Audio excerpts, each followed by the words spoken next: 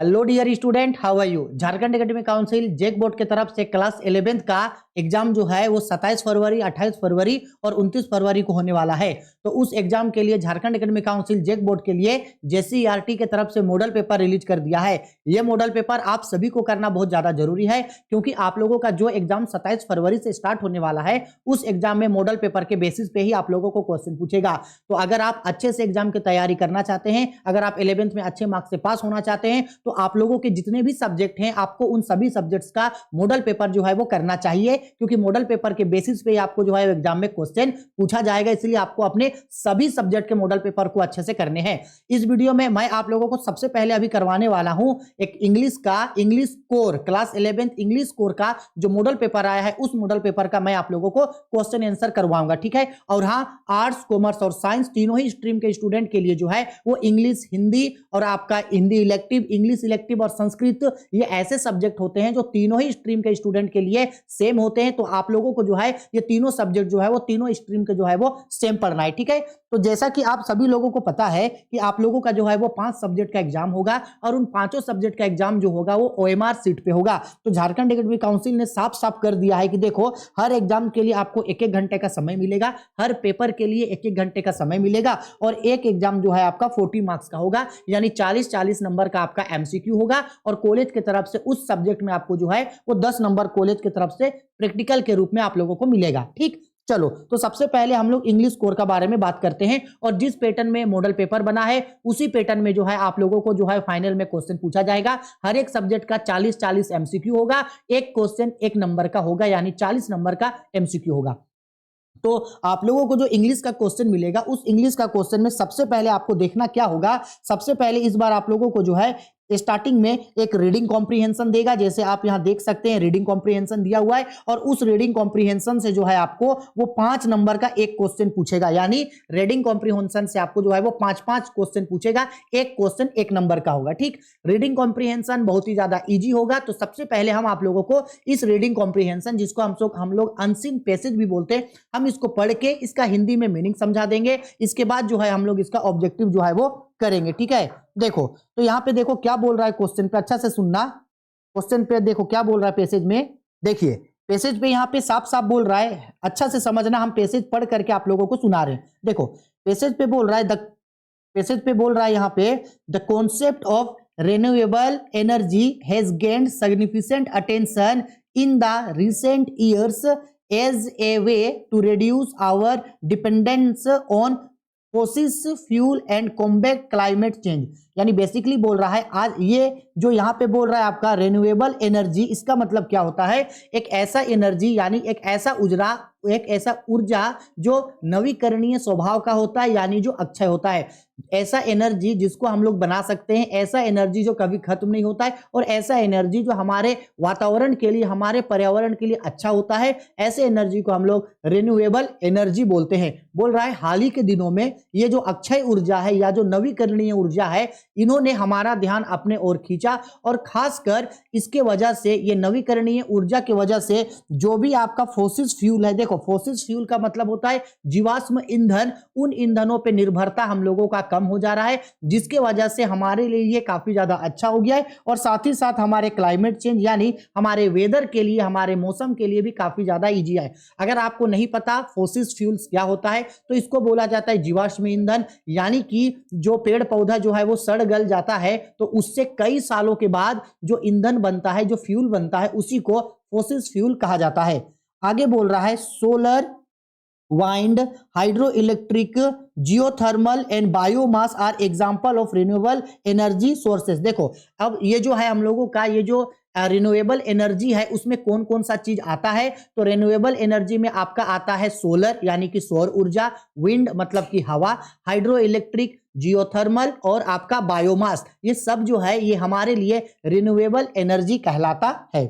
आगे बोला this sources are consider renewable energy because they can refurnish naturally unlike fossil fuels, यानी इन सबको जो है आपका रिन्यूएबल एनर्जी इसलिए कहा गया है क्योंकि ये सब जो है वो दोबारा से निर्मित हो सकता है, यानी ये कभी भी खत्म नहीं होता है। ये जो है वो ऑटोमेटिक जो है ये अपने आप ये एनर्जी जो है वो बन जाता है। जबकि हम लोगों का ये जो फोसिस फ्यूल्स है ये एक्चुअल में क्या होता है, which take millions of years and form and are finite, यानी ये जो हम लोगों का फोसिस फ्यूल होता है इनको बनने में कई मिलियन साल लग जाते हैं और साथ ही साथ जो है ये लिमिटेड है, यानी अगर ये खत्म हो जाएगा तो दोबारा इसको बनने में जो है वो काफी समय लग जाएगा। लेकिन जो हम लोगों का रिन्यूएबल एनर्जी होता है वो हमेशा जो है वो बनते रहता है और ये जो है वो कभी भी खत्म नहीं होता।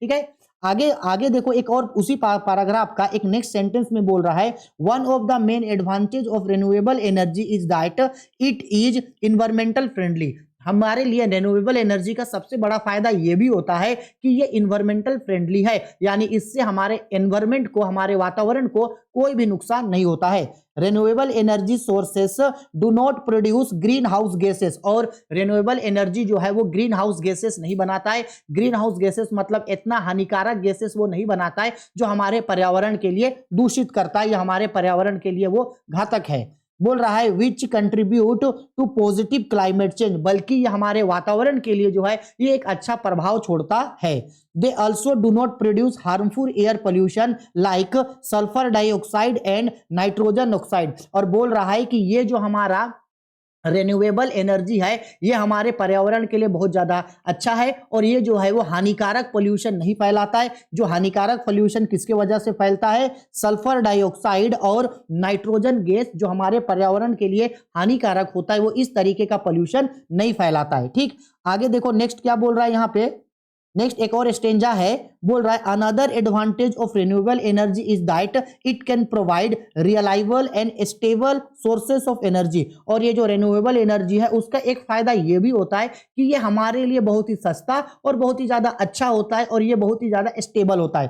For example hydro electric plants and operate for long period of time without interaction, and solar panels can generate electricity even on cloudy days. इसका मतलब हो रहा है कि जो रिन्यूएबल एनर्जी है, जैसे एग्जांपल में ले रहे हैं हाइड्रो इलेक्ट्रिक जो प्लांट्स होता है उसका यूज हम एक लंबे समय तक कर सकते हैं, और साथ ही साथ जो भी हम लोगों का सौर सिस्टम होता है, यानी आप देखते होंगे कि हर घर के ऊपर जो है एक सोलर पैनल लगा होता है जो सूरज का रोशनी से चार्ज होता है। तो बोल रहा है कि वो जो सोलर पैनल होता है वो भी रिन्यूएबल एनर्जी है और हम लोग सौर ऊर्जा को यूज कर सकते हैं, और ये जो है अगर आसमान में बादल है, क्लाउड है, तो भी हम इस एनर्जी को जो है वो बना सकते हैं।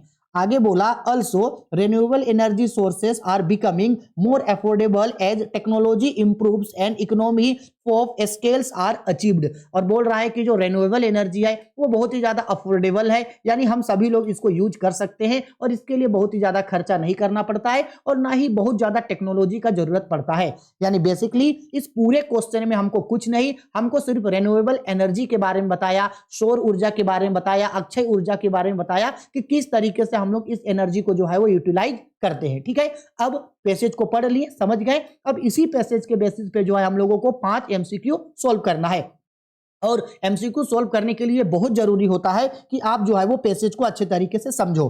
अब देखो हम लोग एक एक करके इसका क्वेश्चन करते हैं। तो देखो भाई फर्स्ट क्वेश्चन यहां हमको क्या बोल रहा है, देखो ये है हमारा फर्स्ट क्वेश्चन। देखो फर्स्ट क्वेश्चन में हमको यहाँ पे क्या बोल रहा है, फर्स्ट क्वेश्चन पे देखो यहाँ पे बोल रहा है solar wind hydro electric geothermal and biomass are example of solar, यानी कि सोलर विंड हाइड्रो इलेक्ट्रिक और जियोथर्मल और बायोमास ये किस तरीके का एग्जांपल है। तो हम लोगों ने ऊपर में पढ़ा ये हमारे लिए कौन सा एनर्जी होता है भाई, रिन्यूएबल एनर्जी होता है। अगर आप ऊपर इसको नहीं देख पाए थे तो देखो बता दे रहे हैं, ये देखो इस सेंटेंस में यहां देखना, हाँ साफ साफ देखना, यहाँ पे ये मेंशन कर रहा है, देखो यहाँ पे यहाँ बोल रहा है सोलर, ठीक है सोलर बोला, सोलर के बाद देखो यहाँ क्या बोल रहा है, यहाँ देखना इसके अंदर देखना ये क्या बोल रहा है यहाँ पे, wind hydro electric geothermal and biomass are example of कौन सा एनर्जी भाई, किस एनर्जी के बारे में ये बोल रहा है कि ये किस तरीके का एनर्जी है। तो ये हमारे लिए जो है ये रिन्यूएबल एनर्जी का काम करता है। किस एनर्जी का काम करता है, रिन्यूएबल एनर्जी का काम करता है। ठीक है चलो सर जी, तो इसका राइट आंसर होगा रिन्यूएबल एनर्जी। अब देखो क्वेश्चन नंबर 2, क्वेश्चन नंबर 2 पे देखिए यहाँ पे क्या बोल रहा है, क्वेश्चन नंबर 2 पे बोल रहा है आपका what kind of million of years form and are infinity, कौन सा ऐसा एनर्जी है जिसको बनने में मिलियन साल लग जाता है और जो हमारे लिए लिमिटेड है। तो ये हमारे लिए फोसिस फ्यूल्स जो है यानी जीवाश्म ईंधन जो है ये हमारे लिए जो है ऊपर बताया गया है कि इसको बनने में मिलियन ऑफ ईयर्स लग जाता है और ये जो है वो निश्चित है। देखो अगर इसको नहीं समझ में आ रहा है तो देखो ये यहाँ पे इसके बारे में बताया गया है। देखो यहाँ पे देखना, हाँ सबसे लास्ट सेंटेंस में देखो यहाँ पे बोल रहा है क्या, unlike fossil fuels which take millions of years and form and are infinite, are finite. आया समझ में? ठीक है, चलो इसी तरीके से जो 5 क्वेश्चन आपको पूछेगा उन 5 क्वेश्चन का आंसर जो है आपको पैसेज के अंदर मिल जाएगा अगर आप पैसेज को अच्छे तरीके से पढ़ते हैं तो। Question number 3, which of the following is या आर हार्मफुल एयर पोल्यूटेड, कौन सा यहां से हमारे लिए एयर पोल्यूशन जो है वो हार्मफुल है। तो देखो इसका राइट आंसर होगा कौन सा एयर हमारे लिए पोल्यूशन है, तो राइट आंसर होगा हम लोगों का आपका sulphur dioxide. Question option number C पे बोल रहा है hydrogen oxide, hydrogen oxide oxide नहीं, नाइट्रोजन एक्साइड हमारे लिए जो है वो हार्मफुल होता है, सल्फर डाइऑक्साइड इसका राइट आंसर होगा। देखो ना यहाँ पे हम लोगों को बोला है, देखो यहाँ पे देखना जो पैसेज अभी दिखा रहे, देखो यहाँ पे बोल रहा है sulphur dioxide and nitrogen oxide, ये दो गैस जो है हमारे लिए क्या है, ये दो गैस हमारे लिए क्या है, हार्मफुल है। क्या है हमारे लिए, हार्मफुल है। ठीक है, आया समझ में? ठीक है, चलो आगे बढ़ते हैं। नेक्स्ट आते हैं क्वेश्चन नंबर 4। क्वेश्चन नंबर 4 पे बोल रहा है what is one of the greatest advantage of renewable energy sources, renewable energy sources का सबसे ग्रेटेस्ट चीज क्या है। तो रिन्यूएबल सोर्सेज का सबसे ग्रेटेस्ट चीज है इट इज इन्वायरमेंट फ्रेंडली। ऊपर क्वेश्चन में बताया गया था कि ये हमारे लिए इन्वायरमेंट फ्रेंडली होता है। ठीक है, अब लास्ट क्वेश्चन उस पैसेज का बोल रहा है which of the following means the same as generate from the passage, यानी इस पैसेज में ऊपर में जहां ये जनरेट वर्ड यूज किया गया है इन 4 ऑप्शन में से कौन सा वर्ड जो है ये जनरेट फॉर्म से मिलता जुलता है। कौन सा वर्ड जो है ये किससे मिलता जुलता है भाई, जनरेट फॉर्म से आपका मिलता जुलता है। तो जनरेट फॉर्म से मिलता जुलता जो वर्ड है वो हम लोगों का है प्रोड्यूस। कौन सा वर्ड है भाई, प्रोड्यूस वर्ड जो है वो हमारा किससे मिलता जुलता है, जनरेट से मिलता जुलता है। ठीक, तो इस तरीके से पैसेज से हम लोगों को 5 क्वेश्चन पूछ दिया। अब पैसेज के बाद हम लोगों का क्या होगा, आपका पैसेज के बाद आप लोगों को एडवांस राइटिंग स्किल यानी कि आपका जो advance writing article, report, notice article है वहां से आप लोगों को कुछ क्वेश्चन पूछेगा। तो चलो वो क्वेश्चंस करते हैं। तो देखो यहाँ पे क्या बोल रहा है क्वेश्चन पे, अच्छा से समझना, इजी है और यहीं से ही कुछ क्वेश्चन एग्जाम में आपको देखने को मिलेगा। देखो क्वेश्चन नंबर 6 पे बोल रहा है abbreviation are freely used in, यानी हम लोग किस चीज को बनाने में एब्रिविएशन को फ्रीली तरीके से यूज करते हैं। तो हम लोग जब कभी भी आपका नोट्स मेकिंग करते हैं, नोट्स बनाते समय एब्रिविएशन को फ्रीली यूज करते हैं। अब आप बोलोगे कि सर एब्रिविएशन क्या होता है, तो एब्रिविएशन का मतलब होता है शॉर्ट फॉर्म। जैसे मान लो हम लोग ब्रदर को किस तरीके से लिखेंगे, ब्रदर को शॉर्ट में लिखेंगे ब्रो, तो ये जो ब्रदर है, ब्रदर जो है उसका एब्रिविएशन है ये ब्रो। ORG का मतलब होता है ऑर्गेनाइजेशन, तो एन इस तरीके से एन को लिखते हैं, इसका मतलब होता है एंड। तो ये हम लोगों का जो है वो एब्रिविएशन कहलाता है और नोट्स मेकिंग करते समय एब्रिविएशन को फ्रीली तरीके से हम लोग यूज करते हैं। आगे क्वेश्चन नंबर 7 पे बोल रहा है the summary of a passage content, जब हम लोग एक समरी बनाते हैं तो उस समरी के अंदर में पैसेज को किस तरीके से लिखते हैं। तो समरी बनाते समय सिर्फ हम लोग उस पैसेज के मेन आइडियाज को लिखते हैं, यानी जो इंपॉर्टेंट टॉपिक्स है सिर्फ उसको हम लोग लिखते हैं। ठीक है, आगे क्वेश्चन नंबर 8 पे आते हैं। 8 पे देखो क्या बोल रहा है, how would you address the receptionist of an formal letter, एक फॉर्मल लेटर पे जो रिसेप्शनिस्ट होता है आप उसको किस तरीके से संबोधित करोगे। तो रिसेप्शनिस्ट को जो है वो रिस्पेक्टेड सर या मैम करके लिखा जाता है, लेकिन सर या मैम यहाँ ऑप्शन में नहीं है तो हम लोग जो है वो डियर सर डियर मैम लगा सकते हैं। लेकिन याद रखना ऑप्शन में अगर रिस्पेक्टेड सर या मैम होगा या सिर्फ सर या मैम होगा तो सर या मैम या सर या मैडम को टिक लगाएंगे। ठीक है, आते हैं क्वेश्चन नंबर 9 नंबर पे देखो क्या बोल रहा है, बोला गया है letter to the editor are written for, यानी जब हम लोग लेटर टू एडिटर लिखते हैं तो वो किसको लिखते हैं, न्यूज़पेपर के लिए, स्कूल के लिए, कॉलेज के लिए या क्लब के लिए। तो लेटर जब भी एडिटर को लिखेगा और एडिटर न्यूज़पेपर वाला होता है तो हमेशा लेटर टू एडिटर न्यूज़पेपर के लिए लिखा जाता है। आप किसी को भी लेटर लिख सकते हो एडिटर को, जैसे कोई प्रभात खबर को, कोई दैनिक जागरण को, हिंदुस्तान टाइम्स को, टाइम्स ऑफ इंडिया को, डेली न्यूज को, आप किसी को भी लिख सकते हो। एडिटर को लिखा जाता है, एडिटर जो होता है वो न्यूज़पेपर का होता है।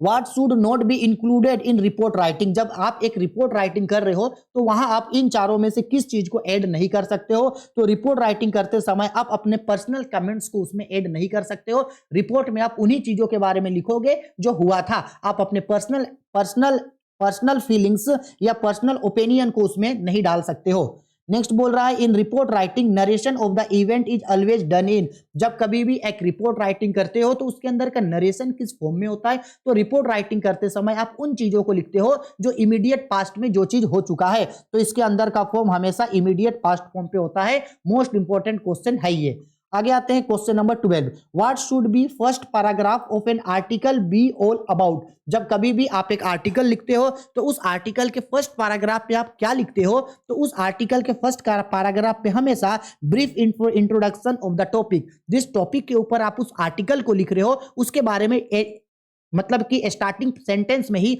स्टार्टिंग पैराग्राफ में आप उस टॉपिक के बारे में बताते हो। ठीक है, आगे नेक्स्ट आते हैं क्वेश्चन। नेक्स्ट क्वेश्चन पे बोल रहा है आपका what can be written in conclusion of an article. जब आप एक आर्टिकल लिखते हो तो सबसे लास्ट में जब आप कंक्लूजन यानी कि निष्कर्ष लिखते हो एंड में, तो आप क्या लिखते हो। तो एंड में जो है ए और बी ये दोनों ही चीज को आप दिखाते हो, यानी एंड में आप सजेशन भी दिखते हो, साथ ही साथ रिमेडियल मेजर्स भी आप दिखाते हो। तो राइट आंसर होगा इसका option number D, a and B both. तो इस तरीके से हम लोगों को जो है वो 8 क्वेश्चन जो है हम लोगों को एडवांस राइटिंग स्किल से दिखा। अब 8 क्वेश्चन के बाद अब आता है आपका ग्रामर का बारी। तो यहां आपको जितना भी क्वेश्चंस अभी दिखेगा ये सारा का सारा क्वेश्चंस आपको किसका दिखेगा, ग्रामर का। देखो क्वेश्चन नंबर 14 पे जो ग्रामर दिया है वो एक्चुअल में जंबल वर्ड्स है। जंबल वर्ड्स का मतलब क्या होता है कि कोई सेंटेंस रहेगा, वो सेंटेंस इधर उधर फेंक के दे देगा, आपको उस सेंटेंस को सही ऑर्डर में अरेंज करना है, इसी को बोला जाता है जंबल वर्ड्स। और इस तरीके का क्वेश्चन आपको एग्जाम में 1 नंबर का 100% देखने को मिलेगा। अब देखो जंबल वर्ड्स को बनाने का क्या तरीका है। देखो यहां क्वेश्चन में भी बोल रहा है choose the correct sentence from the given jumble sentence. देखो सबसे अच्छा तरीका है जंबल वर्ड्स को बनाने के लिए ना, आप पहले क्वेश्चन पढ़ो कि क्वेश्चन में जंबल वर्ड्स में क्या दिया। अगर आप उसको अपने से अरेंज कर पाए तो ओके, अगर नहीं कर पाते हैं तो नीचे जो आप ऑप्शन दिया है ए बी सी डी उसमें से पढ़ना, और जो सेंटेंस आपको अच्छा लगेगा, अच्छा नहीं मतलब जो सेंटेंस ग्रामेट्रिकली सही होगा उसको ऑप्शन बना देना। अब देखो यहाँ पे बेसिकली जो है देखो ना क्वेश्चन पे क्या बोल रहा है, देखो समझना। क्वेश्चन पे देखो यहाँ पे क्या बोल रहा है, island slash is slash the slash Sri Lanka slash in slash A slash Indian ocean. अब तो ये तो अब देखो हम लोग जो है 2 तरीके से बना सकते हैं। अगर हम लोग चाहें तो सबसे पहले हम लोग इसका क्या पढ़ सकते हैं, सबसे पहले चाहे तो हम लोग जो है इसका नॉर्मली हम लोग इसका क्या पढ़ेंगे पता है, पैसेज पढ़ेंगे। नॉर्मली क्या पढ़ेंगे हम लोग, इसका ऑप्शन पढ़ेंगे। अच्छा पहला ऑप्शन क्या बोल रहा है, पहला ऑप्शन बोल रहा है an island is in Sri Lanka the Indian ocean. भाई ये तो कोई सेंटेंस बना नहीं। यहां देखो क्या बोल रहा है, यहां देखो क्या बोल रहा है कि Sri Lanka is an island in the Indian ocean. हाँ ऑप्शन नंबर बी एकदम सही लग रहा है कि Sri Lanka is an island in Indian ocean, सही है। तो इसका 4 का राइट आंसर होगा हमारा ऑप्शन नंबर बी। इसी तरीके से हम लोग क्या करेंगे, हमेशा जब कभी भी जंबल वर्ड्स देगा तो ट्राई करना कि जो 4 ऑप्शन होगा उसमें से आप राइट आंसर को ढूंढना, ताकि आपका जो है वो समय कम खत्म हो। अच्छा इसी तरह तो ये हम लोगों का 4 का आंसर हो गया बी, ठीक है, 14 का बी। अब देखो ना 15 में भी उसी टाइप का जंबल वर्ड्स वाला क्वेश्चन दे दिया। अब देखो जंबल वर्ड्स में देखो यहां क्या दिया है, जंबल सेंटेंस में क्या बोल रहा है भाई, world is the greatest, world slash is slash greatest slash in slash world slash the slash drumstick slash the Shakespeare. यानी अब हम लोग ऑप्शन पढ़ेंगे तो देखो ना ऑप्शन में हम लोगों को सबसे अच्छा ऑप्शन जो है वो क्या लग रहा है, ऑप्शन नंबर ए। देखो क्या बोल रहा है ऑप्शन नंबर पे, Shakespeare is the greatest drumstick in the world. इस पूरे विश्व में शेक्सपियर जो है वो सबसे बड़े नाट्यकार हैं। ये हमारा ऑप्शन सही लग रहा है, तो हम लोग इसका 15 का आंसर डालेंगे ऑप्शन नंबर ए। ठीक है, ठीक है, तो 15 का राइट आंसर हो जाएगा हमारे लिए ऑप्शन नंबर ए। तो इस तरीके से जंबल वर्ड्स वाला क्वेश्चन आपको दिखेगा। ठीक है सर जी, चलो जंबल वर्ड्स हो गया। आगे हम लोग आते हैं क्वेश्चन नंबर, एक मिनट, हाँ क्वेश्चन नंबर 16 पे। देखो 16 पे क्या बोल रहा है यहाँ पे, अब देखो 16 पे फिल इन द ब्लैंक्स वाला क्वेश्चन है। देख लो बोल रहा है bread and butter dash our daily breakfast. तो ये खाली जगह पे हम लोग क्या भरेंगे जो सही होगा। अच्छा ब्रेड एंड बटर आर नहीं लगाएंगे, वेयर लगाएंगे, इज लगाएंगे या हेज। तो इसका राइट आंसर होगा हम लोग इसमें यूज करेंगे इज का, यानी ऐसे सेंटेंस बनेगा bread and butter is our daily breakfast, यानी ब्रेड और बटर हमारे जो है वो प्रतिदिन का नाश्ता है। ठीक है, आगे आगे आते हैं हम लोग क्वेश्चन नंबर, नेक्स्ट आते हैं क्वेश्चन नंबर 17। देखो 17 नंबर क्वेश्चन पे क्या बोल रहा है, 17 पे बोल रहा है आई फेल व्हेन आई डेस द रोड, यानी जब मैं रोड पे जा रहा था तो मैं क्या हो गया। तो देखो ऑप्शन नंबर ए क्रॉस है, ऑप्शन नंबर बी क्रॉस्ड है, ऑप्शन नंबर 3 इज क्रॉसिंग है, या option number D was crossing. तो इसका राइट आंसर होगा वाज क्रॉसिंग। यह खाली जगह पे क्या भराएगा, वाज क्रॉसिंग, और पूरा सेंटेंस क्या बनेगा, I fell when I was crossing the road, मैं जब रोड पार कर रहा था तब मैं रोड में गिर गया था। है समझ में? ठीक है, आगे क्वेश्चन नंबर 18, यहां भी फिल इन द ब्लैंक्स है, you slash leave now you will wish, इसमें खाली जगह पे भराएगा मे, माइट, शेल या विल। तो हम सभी लोगों को पता है कि जब हम कभी भी किसी को भी अनुरोध टाइप का करते हैं, जैसे नहीं बोलते हैं मे आई कम इन sir, may I come in man, तो जब अनुरोध टाइप का कोई चीज यूज करते हैं तो उसके लिए मे वर्ड यूज करते हैं। तो ये खाली जगह पे मे लिखेंगे और पूरा सेंटेंस क्या भरेगा, you may leave now if you wish, अगर तुम्हारी इच्छा है तो तुम अभी जा सकते हो। ठीक है, चलो question number 19, dash you swim, तुम तैर सकते हो। तो ये बेसिकली किस चीज के बारे में बता रहा है, किसी भी पर्सन के कैपेसिटी के बारे में बता रहा है। तो कभी भी किसी भी पर्सन के कैपेसिटी के बारे में बताता है तो उसको कैन बोला जाता है, तो वहां यूज होगा वर्ड कैन यू स्विम, क्या तुम तैर सकते हो। तो ये क्या कर रहा है, एक तरीके का जो है उसके एबिलिटी के बारे में बता रहा है।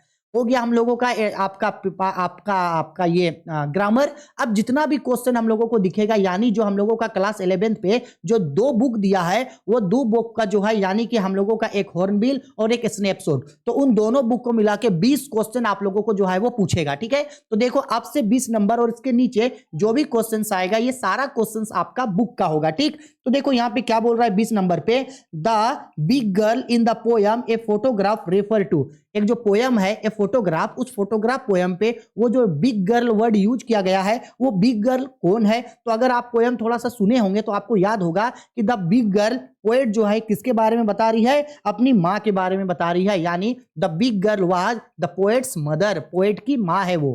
ठीक है, आगे आते हैं क्वेश्चन नंबर 21, थोड़ा सा इसको छोटा कर देते, ठीक है, ताकि आप लोगों को दिखे। देखो क्वेश्चन नंबर 21 पे क्या बोल रहा है, क्वेश्चन नंबर 21 पे यहां पे बोला गया है which month of the year has been mentioned in the poem the lemrum top, the lemrum top जो पोयम है, कौन सा पोयम, द लेमरम टॉप जो पोयम है, उस पोयम में किस महीने को डिस्क्राइब किया गया है। तो इस पोयम में जो है वो सितंबर मंथ को डिनोट किया गया है। आगे आते हैं क्वेश्चन नंबर 22 पे देखो क्या बोल रहा है, बोला गया है the poem the voice of the rain which of the following is personified, यानी ये जो पोयम है हम लोगों का the voice of the rain, उस पोयम में किस चीज का जिक्र किया गया है, किसको बताया गया है। तो उस पोयम में जो है आपका रेन यानी कि वर्षा के बारे में, बारिश के बारे में बताया गया है। पोएट इन्हीं से तो पूछते हैं ना, who you thou, who are thou, यानी कि तुम कौन हो। ठीक है, चलो आगे बढ़ते हैं नेक्स्ट क्वेश्चन नंबर 23। देखो क्वेश्चन नंबर 23 पे क्या बोल रहा है, यहाँ पे बोला गया है one can find once lost childhood in, तो ये बात जो है वो किसने बोला था। तो ये बात जो है आपका 23 का राइट आंसर हो जाएगा आपका option number C, the face of a child. ये बात जो है उस बच्चे के तस्वीर को देख के, यानी उस बच्चे के चेहरे को देख के कहा गया था। क्वेश्चन नंबर 24 पे आते हैं, क्या बोल रहा है, according to the poem father to son who speak like stranger, यानी ये जो पोयम है फादर टू सन, उसमें कौन जो है एक दूसरे से एकदम अजनबी जैसा बात कर रहे हैं। तो अजनबी जैसा बात कर रहे हैं फादर एंड सन। ठीक है, आगे क्वेश्चन नंबर 25 पे देखो क्या बोल रहा है, what did the author grandmother's accompany to his school, यानी ये जो है हम लोगों का the portrait of a lady का क्वेश्चन है। ये बोला जा रहा है कि ऑथर की जो दादी माँ है वो ऑथर के साथ क्यों जाया करती थी स्कूल। तो पोएट की दादी माँ गांव में ऑथर के साथ इसीलिए स्कूल जाया करती थी क्योंकि स्कूल से जो है सटा हुआ एक टेम्पल था और उस टेम्पल में जा करके जो है वो पूजा पाठ किया करती थी, because it was attached to the temple. ठीक है, क्योंकि स्कूल जो है वो टेम्पल से अटैच्ड था। आगे बढ़ते हैं next question number 26। Question number 26 पे देखो क्या बोल रहा है, the grand mother of Khushwant Singh believed that the education should be, जो ऑथर है खुशवंत सिंह, उनकी दादी माँ का ये मानना था कि स्कूल में जो भी पढ़ाई होता है वो रिलीजियस बेस्ड होना चाहिए, यानी वो धार्मिक आधार पे होना चाहिए। आगे बोल रहा है क्वेश्चन नंबर 27 पे बोला गया है how many years did Gordon Cook and his wife spend in honing their ciphering skills. Author यानी कि जॉर्डन कुक और उनकी जो वाइफ थी उन्होंने समुद्र में यानी तैरने के लिए सीखने के लिए कितना सालों का ट्रेनिंग लिया था, तो 16 साल का जो है उन्होंने ट्रेनिंग लिया था। ठीक है, आगे नेक्स्ट आते हैं क्वेश्चन नंबर 28 नंबर पे क्या बोला जा रहा है, बोल रहा है who joined Gordon Cook in Cape Town to tackle the southern Indian Ocean. यानी जॉर्डन कुक को जो है वो कौन केप टाउन में ज्वाइन किया था उस सफर पे, तो दो लोग ज्वाइन किया था, हैरी वेजिल और हर्ब सिजलर, इन दोनों ने ही उन्हें ज्वाइन किया था। तो राइट आंसर होगा ऑप्शन नंबर डी। आगे आते हैं क्वेश्चन नंबर 29 पे क्या बोल रहा है, the tomb of the king टट वाज डिस्कवर्ड बाय। यानी वो जो द किंग जो तट था उसका जो बॉडी था, उसका जो कुंभ था यानी उसका जो ताबूत था उसको किसने ढूंढा था, तो उसको ढूंढा था हावर्ड कार्टर ने। 29 का आंसर होगा बी। आगे बढ़ते हैं नेक्स्ट, चलो थोड़ा सा आप लोग के लिए इसको जूम इन कर देते हैं। देखो क्वेश्चन नंबर 30 पे क्या बोल रहा है, 30 नंबर पे बोल रहा है the place where Egyptian kings were buried is known as. तो वो जगह जहां पे इजिप्शियन किंग को जो है वो बर्निड किया गया था उस जगह को बोला जाता है वैली ऑफ किंग, यानी राजा का साम्राज्य। क्वेश्चन नंबर 31 पे बोला जा रहा है आपका Gandharva Pant Gaitonde was a professor of. Gandharva Pant Gaitonde जो थे वो किस चीज का प्रोफेसर थे, तो वो एक हिस्ट्री प्रोफेसर थे। आगे आते हैं क्वेश्चन नंबर 32 पे बोला गया है where did the author go to complete the kora. इस सिल्क रोड स्टोरी का क्वेश्चन है, जो ऑथर हैं वो जो है वो कोरा करने के लिए कहां गए थे, तो वो कोरा करने के लिए कहां गए थे, एक मिनट, हाँ, कोरा करने के लिए वो माउंट कैलाश गए थे। 32 का आंसर होगा सी। 33 पे आते हैं, 33 पे क्या बोला गया है, what did Lhamo give the author as farewell present. Farewell present के रूप में ऑथर को उसने क्या दिया था, तो उसको दिया था सब्सक्रिप्शन कोट्स उन्हें दिया था। 34 में बोला जा रहा है आपका how many time did the author visit mister Dorling house. ये जो है द एड्रेस स्टोरी का क्वेश्चन है, जो हमारी जो ऑथर हैं वो डोरलिंग के घर कितने बार गई थी, तो वो 2 बार गई थी, और वो जो है वो दोनों बार जाके उसकी माँ का सामान उससे मांगना चाहती थी, लेकिन वो जो थी वो बहुत ही लालची और डिजोनेस्ट लेडी थी, उसने जो है उसको उनका सामान वापस नहीं किया।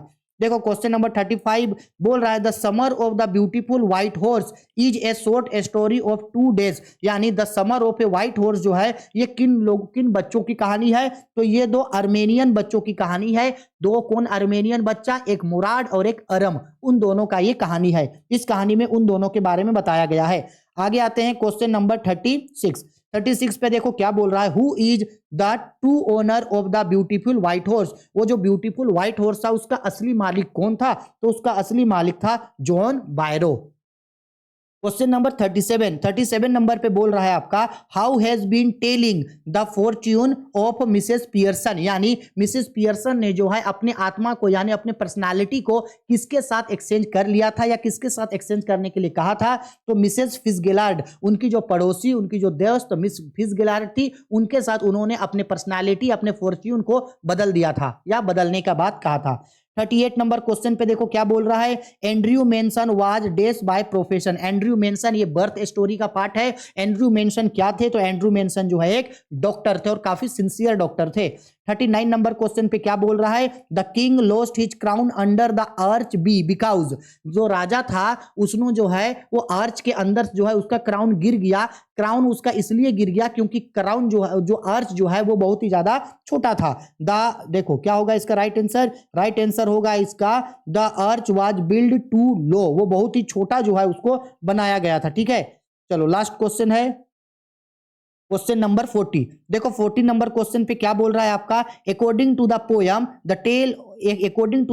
The tale of a melon city who was finally hanged. Actual में यहाँ पोयम नहीं होना चाहिए था, यहाँ पे स्टोरी होना चाहिए था, क्योंकि tale of a melon city जो है ये एक स्टोरी है, पोयम नहीं। ठीक है, तो tale of a melon city जो है उसमें लास्ट में फाइनली किसको फांसी दी गई थी, तो वहां लास्ट में जो है द किंग, वहां के राजा को ही जो है वो फांसी दी गई थी। ठीक है, हो गया। एक एक क्वेश्चन हम बहुत अच्छे तरीके से आप लोगों को समझा दिए हैं और अच्छे तरीके से इसको आप तैयारी करोगे। 1 by 1 हम आपका कॉमर्स का सभी सब्जेक्ट्स का जो है इसी तरीके से जो है वो मॉडल पेपर रिलीज कर देंगे। इन सबको आप जरूर करके जाना, क्योंकि एग्जाम में यहां से क्वेश्चन आप लोगों को 100% टैली करेगा, इसलिए इन लोगों को जरूर अच्छे से तैयारी करके जाना। ठीक है, चलो बाय, टेक केयर।